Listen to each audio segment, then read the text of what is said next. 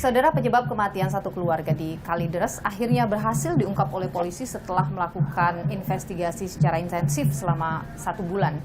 Dan hasilnya, saudara, disebutkan bahwa kematian mereka dianggap wajar, namun dalam kondisi yang tidak wajar. Apa maksudnya? Kita tanyakan hal ini, saudara, bersama dengan Kasubdit Jatanras Polda Metro Jaya, AKBP Indraweni Panjioga. Bung Panji panggilannya. Meninggal dengan wajar dalam kondisi tidak wajar. Apa sih maksudnya itu? Artinya adalah bahwa para korban ini meninggal bukan karena tindak pidana atau terjadinya suatu tindak pidana di dalam rumah itu. Kekerasan maksudnya? Melainkan penyebabnya adalah wajar karena sakit.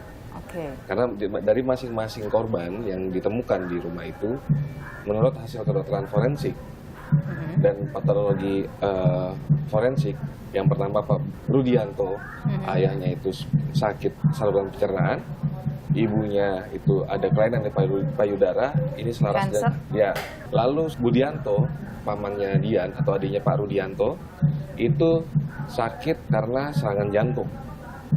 Dan Dian sakit karena ada kelainan di paru-paru. Itu yang dimaksud dengan kematian wajar. Wajar. Dalam kondisi tidak wajar. Dalam kondisi yang tidak wajar adalah keluarga ini sangat tertutup. Dia tidak berkomunikasi dengan lingkungan, bahkan dengan keluarga besar. Sudah lebih dari 20 tahun tidak pernah ada komunikasi sama sekali. Tapi dengan istri saya, mungkin sekitar 5 tahun yang lalu masih sering WA mengucapkan selamat ulang tahun. Kita sama sekali putus ya hubungannya. Jadi tidak tahu sama sekali kegiatan atau aktivitas apa itu tidak pernah tahu.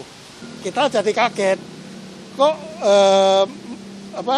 kejadiannya aneh gitu. Dan sekaligus ada 4 jenazah. Dalam hasil investigasi polisi itu kan melihat tidak ada perusakan, rumah itu dalam kondisi terkunci dari dalam. Artinya mereka tidak ingin diketahui oleh publik. Betul, karena kita lihat kalau di TKP, bahkan jendela pun dicat. Rumah kekunci dari dalam dan semua kunci itu ditemukan di kamar yang ada di Budian dan Bu Renia. Ibunya ya? Iya. Dan dengan kondisi seperti itu, polisi tidak melihat ada unsur pidananya? Tidak ada unsur pidana dari luar. Ya, tidak ada tindak pidana dari luar dalam arti ini, misalkan ada pembunuhan, ya, terus ada pencurian dan kekerasan, ini tidak ada. Karena dalam rumah itu kondisinya semua ya memang rapi, tidak berantakan. Perlu dipahami nih, unsur tindak pidana adalah kejahatan dari luar yang menyebabkan keluarga ini meninggal dunia. Ya, peristiwa yang seperti itu yang kita sampaikan. Jadi tidak ada orang lain yang masuk ke dalam rumah itu untuk melakukan tindak pidana. Dari hasil investigasi polisi, apakah mungkin mereka punya masalah lain? Misalnya masalah finansial, mengingat ada juga informasi mereka menjual sejumlah barang dan lain sebagainya. Kalau masalah finansial itu, salah satu orang di rumah ini menjual mobil. Setelah itu mereka sempat mau menjual rumah. Polisi melakukan penelusuran soal itu juga? Ada keterbatasan yang kita punya, yaitu kita membuka rekening korban, karena kan semua sudah meninggal. Bahkan ahli warisnya pun sudah meninggal juga, Dian. Dan Dian adalah satu-satunya ahli warisnya. Jadi tidak bisa kalau ada yang mengatakan ini harus follow the money gitu. Untuk mobil saja, dia tidak mau ditransfer pembayaran mobil. Dia minta cash. Kenapa? Apa yang didapatkan polisi dengan... Pada saat dia menjual mobil itu, pengakuannya adalah untuk mengobati istrinya yang sakit, Pak Budianto. Padahal kan Pak Budianto ini belum nikah. Tidak menikah. Di rumah sakit, salah satu rumah sakit di Jakarta.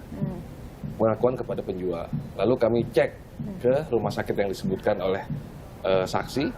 Tidak ada satupun nama dari keempat orang yang ditemukan di rumah tersebut.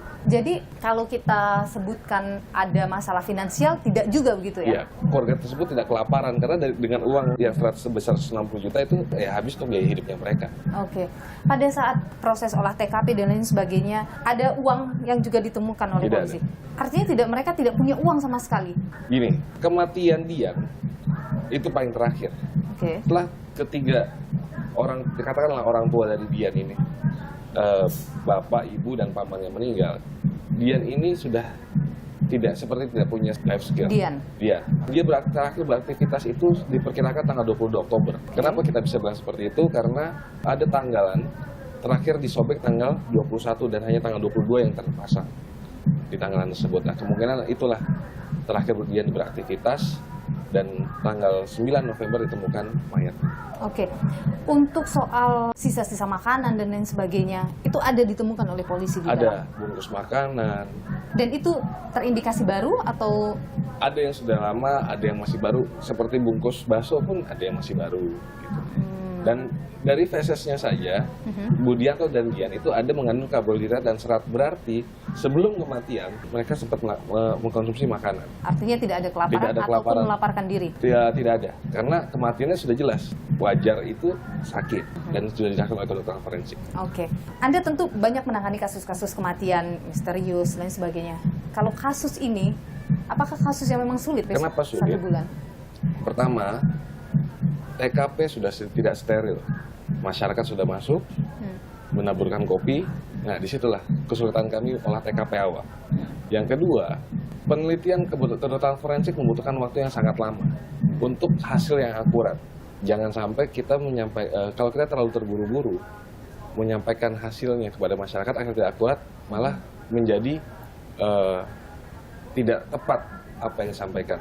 Kenapa kami sampai selama ini melibatkan beberapa ahli, balik dari kedokteran forensik, laboratorium forensik, bahkan tim Apsifor, bahkan dari ahli agama dan sosiologi agama, kami mintai keterangan untuk membuat terang kasus ini. Oke, soal temuan adanya buku-buku yang mungkin dipelajari dengan aliran tertentu, itu juga benar ada?